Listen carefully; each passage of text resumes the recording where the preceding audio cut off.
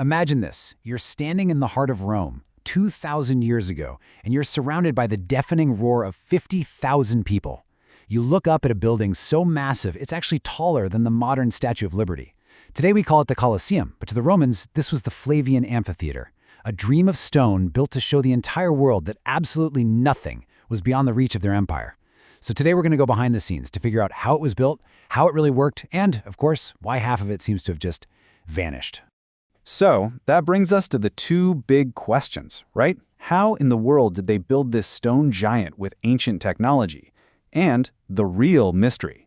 What on earth happened to the missing half? This is the core of our explainer today.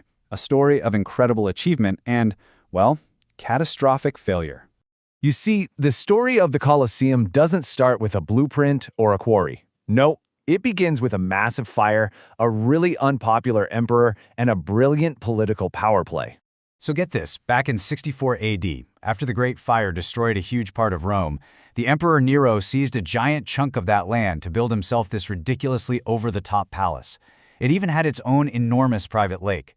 Now, as you can imagine, the Roman people were not thrilled. So when Emperor Vespasian took power a few years later, he knew he needed a major PR win. And what he did was just incredibly smart. He drained Nero's private lake and promised to build a massive public arena right on top of it for everyone. And this is where it gets really clever. The symbolism here is just perfect. The message Vespasian sent was loud and clear. Where a tyrant once built his own private luxury, there would now be a playground for every single citizen of Rome. It was a genius political move, turning a symbol of oppression into a promise of public entertainment. Okay, so the political will was there, but how do you actually build a monster like this? Let's get into the engineering, because this was a feat that's impressive even by today's standards. They built this entire masterpiece in just 8 years. 8. I mean, that is absolutely mind-blowing for the time. It's a testament to the sheer organizational power of the Roman Empire. And to do it, they needed stone. A lot of stone. This number? That's how many cartloads of travertine stone they hauled from a quarry about 20 miles away. They even built a special road just to get it all to the site. And here's one of their biggest secrets. To hold that massive outer wall together, they didn't really use mortar.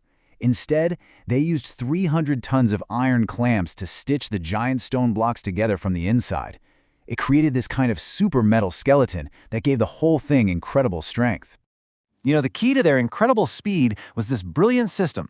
First, they laid a massive 12-meter-thick concrete foundation to stop it from sinking into the marshy ground where the lake used to be. But the real genius was the modular system of arches and vaults. This design spread the weight perfectly, and it let different teams work on the upper and lower sections at the same time. It was basically an assembly line for a megastructure. But the engineering wasn't just about the structure. The inside was a perfectly tuned machine designed for one thing: to host the greatest and, let's be honest, most brutal show on Earth. When you walked inside, you couldn't just sit anywhere you wanted. The Colosseum seating chart was a perfect reflection of Rome's strict social hierarchy.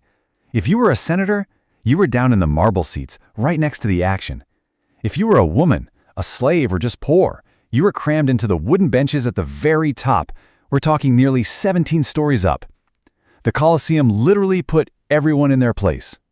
But, hey, no matter where you sat, you were protected from that blazing Roman sun. This was thanks to the velarium, a massive retractable canvas awning that covered the whole seating area.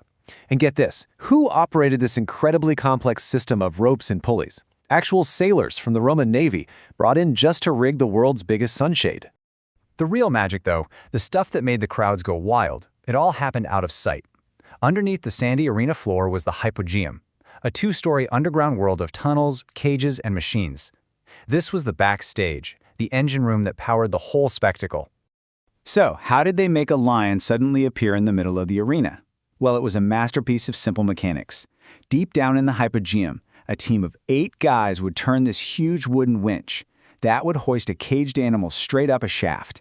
At the top, a trapdoor would fly open, a ramp would pop out, and to the roaring crowd, it looked like a monster just materialized from the underworld.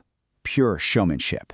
And believe it or not, before they even installed that complicated underground system, they could do something even more spectacular. They could remove the entire wooden floor, divert water from the city's aqueducts, and flood the arena to stage full-scale naval battles with actual ships.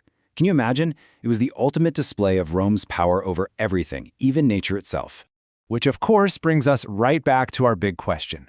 If this building was such an incredible masterpiece of engineering, why does it look so broken today? What happened to the missing half? The answer lies right back where our story began, with Nero's lake. It turns out the Romans made one single critical mistake. The north side of the Colosseum sits on solid bedrock, totally stable. But the south side, it was built on the soft, soggy ground left over from that drained lake. That was its Achilles heel. For centuries, it held up. The games ended around the 5th century, but the building was fine. Then, in 1349, a massive earthquake hit Rome.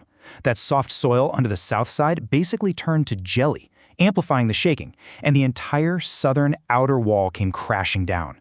And after that, the Colosseum became Rome's biggest hardware store. For centuries, its stones and marble were carted off to build fancy new palaces and even parts of St. Peter's Basilica.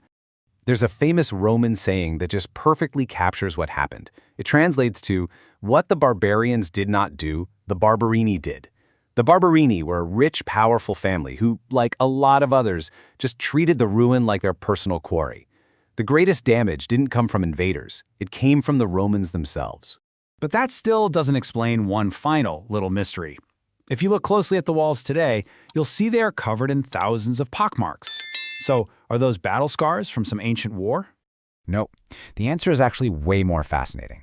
Those holes are the scars left behind by medieval metal scavengers. They painstakingly chiseled away the stone just to get to that valuable supermetal skeleton, those 300 tons of iron clamps we talked about. They were literally mining the Colosseum for its bones. So in the end, when you look at the Colosseum, you're seeing a silent witness to everything Rome was. It's not just an old ruin. It's an eternal symbol of a civilization's incredible ingenuity, its shocking cruelty, and its absolute world-conquering ambition. So that leaves me with one final question for you. If you had a ticket to the games, what would you choose? A one-on-one gladiator duel down on the sand, or a full-blown naval battle on the flooded arena floor? Let us know what you think in the comments.